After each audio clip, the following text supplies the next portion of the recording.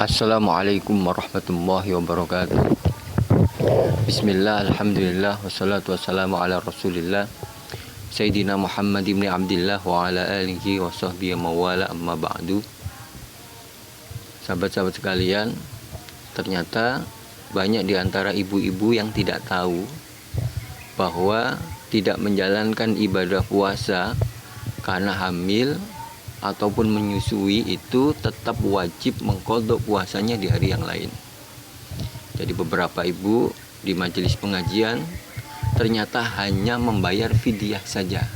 Nah, ini perlu diluruskan.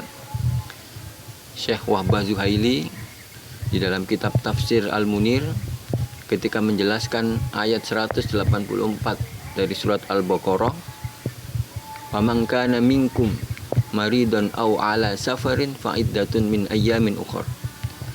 Barang siapa di antara kalian yang sakit atau bepergian kemudian tidak menjalankan ibadah puasa, maka dia mengganti di hari yang lain sesuai dengan hari yang ia tinggalkan. Nah, dijelaskan oleh Syekh Wahbah Zuhaili, fa in khafata ala anfusihima, bagi ibu-ibu yang hamil atau menyusui kemudian dia tidak bisa menjalankan ibadah puasa karena tidak kuat, maka dia wajib mengqadhanya. Nah, bahkan bagi ibu-ibu yang sebenarnya dia kuat tapi dia khawatir kepada janinnya atau kepada anaknya akan kekurangan gizi, maka dia harus membayar dua hal. Fa in khafata ala auladihi mafaqat, yakni jika dia hanya takut kepada anaknya saja padahal sebenarnya dia kuat, maka dia harus membayar dua hal. Satu, mengqadha puasanya, dan yang kedua membayar fidyah sesuai dengan hari yang dia tinggalkan. Perharinya 1 mud atau seukuran dengan 1/4 dari yang kita keluarkan ketika zakat fitrah. Jadi 2,5 kilogram beras dibagi 4, atau kalau nominal uang katakan 10.000 rupiah setiap puasa yang ditinggalkan. Tapi jangan lupa tetap harus mengqadha puasanya. Sahabat-sahabat sekalian, ibadah puasa adalah ibadah yang tidak ada bonusnya. Berbeda dengan sholat. Bagi ibu-ibu yang haid pun harus mengganti ibadah puasanya di hari yang lain. Juga ibu-ibu yang hamil maupun yang menyusui mengganti di hari yang lain. Tidak harus segera, ya, tapi jangan sampai jatuh tempo pada Ramadan berikutnya. Dan juga tidak harus berurutan.